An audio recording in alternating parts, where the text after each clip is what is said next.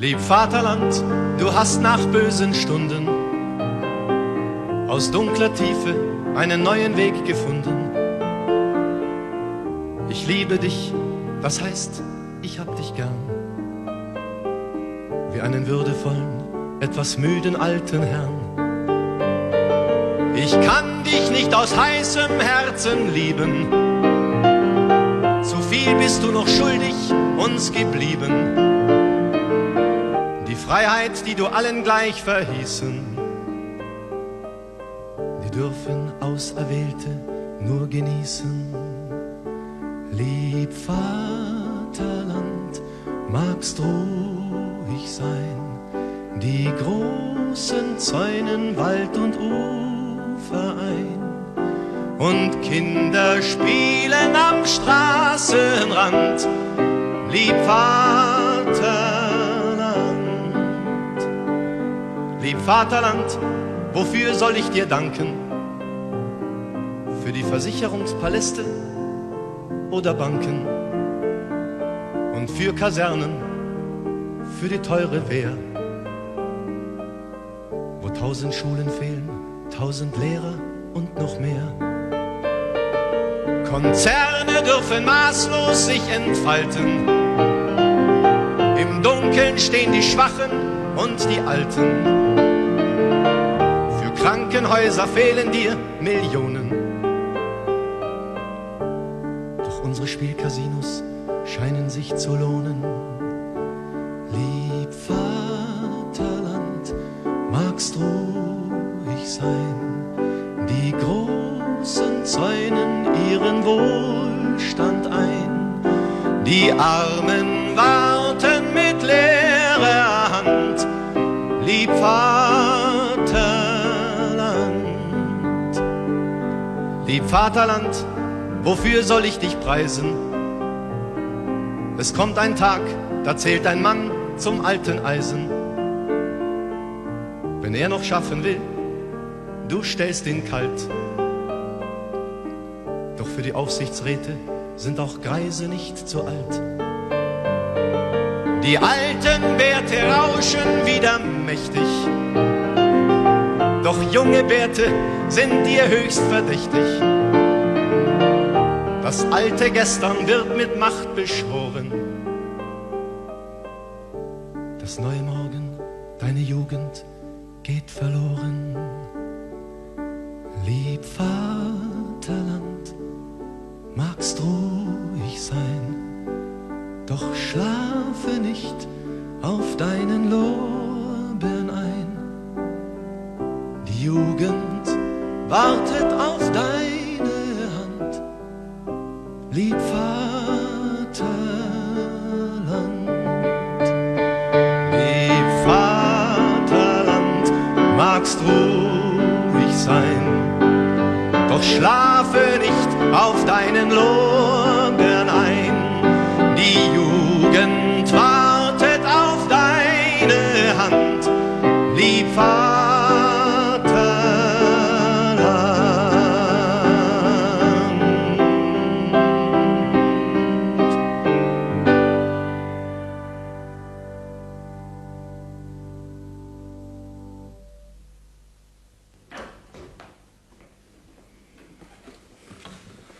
Herr Jürgens, wenn Sie das Lied singen, was haben Sie für einen Vaterlandsbegriff? Ich meine, fühlen Sie singen das Vaterland an. In dem Augenblick, wenn Sie das singen, fühlen Sie sich da dem Vaterland gegenüberstehend? Ich fühle mich dort als Vaterland, wo ich lebe und wo ich aufgewachsen bin und wo ich das Gefühl habe, hier bin ich zu Hause, und für dieses Land habe ich also in irgendeiner Form eine Form von Mitverantwortung. Mitverantwortung, aber Sie fordern etwas. Singen Sie sich nicht selber an, wenn Sie dieses Lied singen? Nein, ich glaube nicht, dass ich mich selbst ansinge. Ja, Achwald, fragen wir Sie. Mir kommt es auch ein bisschen so vor, als ob hier ein Vaterland völlig abgetrennt ist, A von uns und B auch von der Jugend. Das heißt ja gar, die Jugend wartet auf deine Hand, lieb Vaterland. Ist das nicht fast eine hindenburgische Vorstellung von der Rolle, die das Vaterland gegenüber der Jugend spielt? Ja, die ich eben abbauen möchte.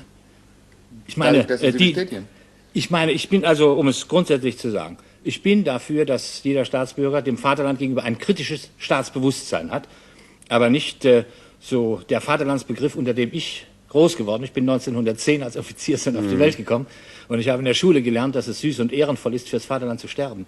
Und diese Dinge möchte ich also mit abgebaut sehen. Ja, ich dachte nur so, die Rolle, die Sie das Vaterland oder die Jugend setzen, kommt mir auch eben etwas 1910 vor.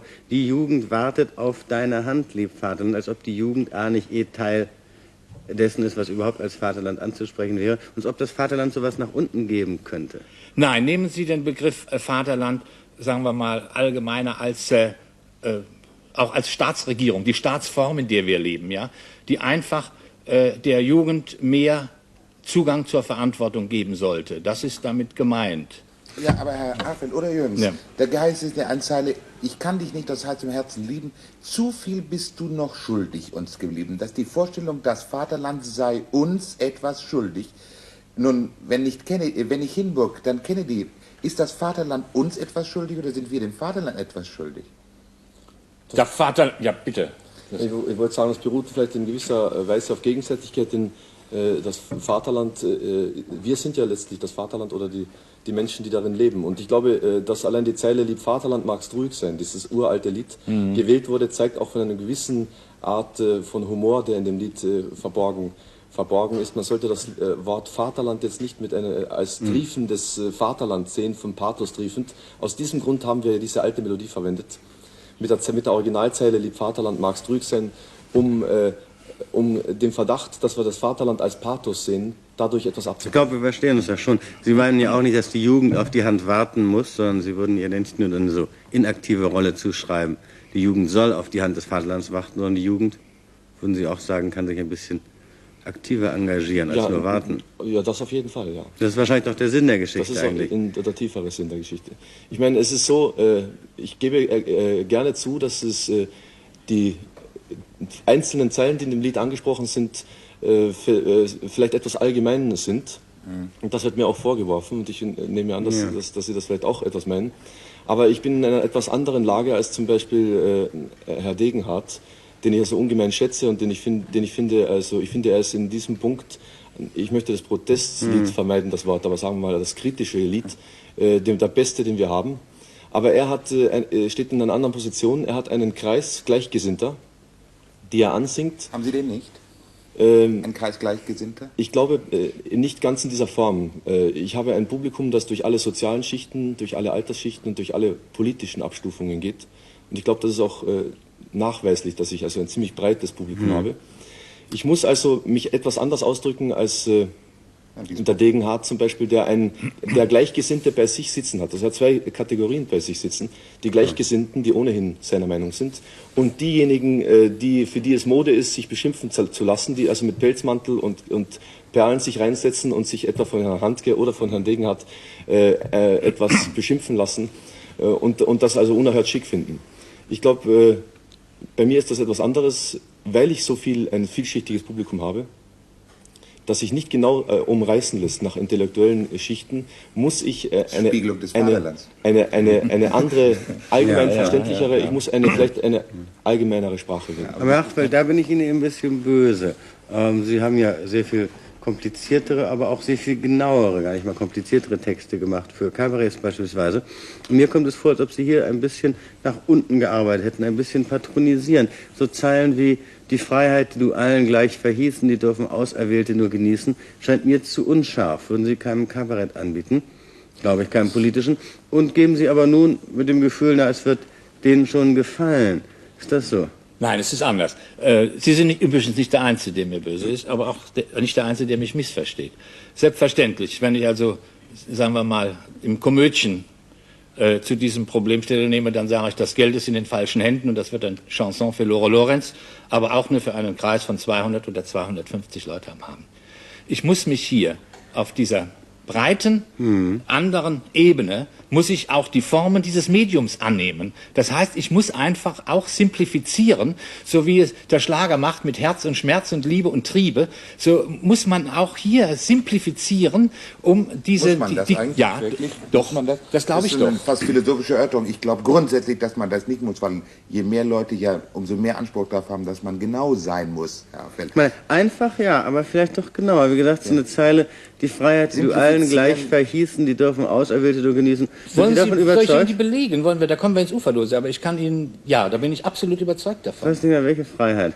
Also wollen wir mal auf die ganz kürzlichen Dinge, na gut, die persönlichen Freiheiten, selbst die im Grundgesetz garantiert sind, wo also Herr Matthias Walden schrieb, das ist also, deswegen darf man diese Zeile nicht schreiben, weil ja im Grundgesetz alles so schön geregelt ist. Aber es gibt ja genügend Verstöße gegen das Grundgesetz, wo eben die Ungleichheit da ist. Das scheint mir eben zu Soll ich Ihnen ein ungenau. Beispiel sagen? Ja, Ungleichheit ist was anderes, aber die Freiheit dürfen Auserwählte nur genießen, scheint mir ehrlich gesagt zu Also weit. sagen wir auch die Freiheit der Meinungsäußerung im aktiven und im passiven Sinn. Ein Herr Oeller in München kann das ganze Land Bayern von einer Sendung der ARD abschalten und spielt sich zum Vormund auf. Aber zeigen Sie mir einen bayerischen Volksschullehrer, der in seiner Schule über die Vergangenheit des Dritten Reiches seinen Kindern das erzählen darf, was er möchte und nicht das, was im Schulbuch vorgeschrieben ist. Es ist doch, auf Schritt und Tritt ist das zu verfolgen.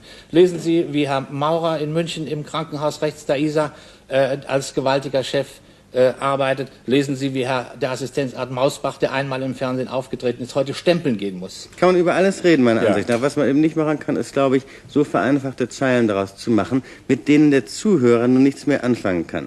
In denen er sich also zwar in seiner allgemeinen Verärgerung, und jeder ärgert sich über irgendwas und findet, irgendwas darf er nicht, was er eigentlich dürfen sollte, bestätigt fühlt in Verärgerung, ohne sie politisch umsetzen zu können. Das ist das, was mir eigentlich ehrlich gesagt an diesem Text missfällt. Muss man sozusagen. Wenn ich das noch zusetzen darf, ist es nicht so, dass Sie bestimmte politische Klischeevorstellungen, gewisse Überdrussvorstellungen da akzentuieren? Und ich weiß nicht, ich glaube, es führt schon eine Linie vom Komödchen, von diesem Schlager, der ja auch ein bisschen für die High Society des Rhein-Ruhr-Lands gesungen worden ist, die sich dabei wohlig erschauert hat, dass das Geld bei Ihnen und dann in falschen Händen, aber doch auf jeden Fall da sicher ruht. Und hier, wo also ein bisschen, naja, lassen Sie mich mal sagen, mit der Wurst nach der Speckseite geworfen wird, dieses Lied bestätigt doch so die Vorurteile einer modischen Intelligenzia, eine Schickeria, die also, für die es im Augenblick maßlos schick ist, festzustellen, dass man links ist und dass dieses Vaterland, wer immer es regiert, doch eigentlich uns allen etwas schuldig geblieben ist. Ich sehe die Dinge anders. Es ist eine Kritik, wenn Sie auch sagen, vielleicht eine verschwommene Kritik, weil man sie im Einzelnen gar nicht so präzise ausführen kann, mit der heutigen Form unserer Gesellschaft. Ich betrachte die als überlebt, ebenso überlebt, wie der Sklavenhandel einmal überlebt war, wie das britische militärische Kolonialreich überlebt war, auch wenn heute noch einzelne Farmer im Süden darüber weinen und wenn heute einige britische Kolonialobristen noch der alten schönen Zeit nachweinen. Jürgen, So meinen Sie das ist auch? Ja, ich würde vor allen Dingen sagen, dass man den Text und die Idee dieses Liedes überhaupt nicht politisch festlegen kann auf eine Links- oder Rechtsstufe, denn es kann im Grunde genommen, ja schon, das wird natürlich Herr Hachfeld jetzt tun, aber ich glaube, ich sehe das etwas anders, dass es ein allgemeines Anliegen vielleicht ist, vielleicht ein allgemeines, etwas liebevolles Meckern am Vaterland, das man im Grunde genommen sehr gern hat und in dem man ja auch nicht umstürzen oder revolutionieren will, ich meine jetzt in radikaler Form, sondern ist es in irgendeiner Form auch ein Liebesbekenntnis in dem Lied drin, in erster Linie würde ich sogar sagen. So sehen Sie das. Und würden Sie das auch so sehen, Herr Hachfeld, ein Liebesbekenntnis? Das, was der Interpret, von dem die Musik stammt, sagt also, legt doch ein Liebesbekenntnis herein. Aus Ihren Worten eben hatte ich eigentlich mehr herangehört Sie sagten ja, es ist also an sich ein Nekrolog. Nein, auf eine auch das, Form von das stimmt Vaterland. auch nicht. Herr Schmieding, Heine hat das einmal gesagt, der ein großer Kritiker war. Verdammt, dass wir dieses Land so lieben müssen. Also hinter jeder Kritik steckt eine Form von Liebe. Also auch mir ist es durchaus nicht egal, was mit diesem Vaterland gemacht wird. Und dass da nun eine Profitgesellschaft ist, die diesen Staat, die dieses Vaterland manipuliert, in einer Form, die also eben sozial aus dem Gleichgewicht bringt. Das soll damit zum Ausdruck gebracht sein. Ja, das ist mir das, was mir jetzt zu unscharf ist, muss ich sagen. Diese Kritik, die Sie eben vorbrachten, die hätte eben Hindenburg auch sagen können, der von diesem Liede fast alles hätte schätzen können, außer vielleicht den Kasernen, die kritisiert werden. Deswegen, glaube ich, ist mir der Text zu ungenau. Was aber nicht heißt, dass man sowas grundsätzlich nicht machen sollte. Ich finde im Gegenteil. Es ist zweifellos, diesen Vorwurf, den höre ich oft und der mag in gewissem Sinne seine Richtigkeit haben. Aber wir haben ja vorhin gesagt, also es ist ein Versuch. Man muss das Lied so sehen, dass wir einen Versuch machen wollten, überhaupt mal etwas anderes zur Sprache zu bringen, nachdem mir auch oft der Vorwurf gemacht wurde, ich bin zu gleichförmig in meiner Themenauswahl. Und wenn uns eins damit geglückt ist, dass man überhaupt etwas darüber diskutiert, und das scheint ja der Fall zu sein, wie man jetzt hier merkt, ist vielleicht der Sinn dieses Liedes nämlich schon erfasst, nämlich vor allen Dingen die Leute, die zu Hause sitzen und sagen, ich habe jedes Jahr mein neuestes Mittelklasse-Automodell, mein Farbfernseher inzwischen und einen Eisschrank und die Pantoffel an und ich will nichts hören, nichts sehen, bloß keine Aufregung, bloß keine Studentenkrawalle und nichts. Das geht mir alles auf die Nerven. Wenn ich durch meine Musik diese Leute erreichen kann, und ich glaube, gerade von diesen Leuten erreiche ich ziemlich viele, dass die auch mal sagen, zu Hause im Kreise der Familie, weil die Tochter oder der Sohn sagt, also hör doch mal zu, das ist doch vielleicht doch was dran. Man kann doch mal drüber nachdenken, warum gibt es denn so viele, sind die Banken und die Versicherungen eben mehr vertreten in unserem Land als die Krankenhäuser. Und vielleicht fangen die da mal zu reden an. Vielleicht ist das ein bisschen eine Art von Meinungsbildung. Auch dann, wenn man die einzelne Zeile nicht immer so präzis formuliert sieht, wie Sie das vielleicht gerne hätten. Auch eine Meinungsbildung für Udo Jürgens als den politisch engagierten Sänger? Das möchte ich gar nicht sagen. Es ist ein mehr menschliches Engagement als eine rein politisch in eine Richtung gehendes Engagement in diesem Lied vorzufinden, für mich zumindest. Also Sie sehen an sich gar keinen Unterschied zwischen dem, was Sie vorher gesungen haben und jetzt?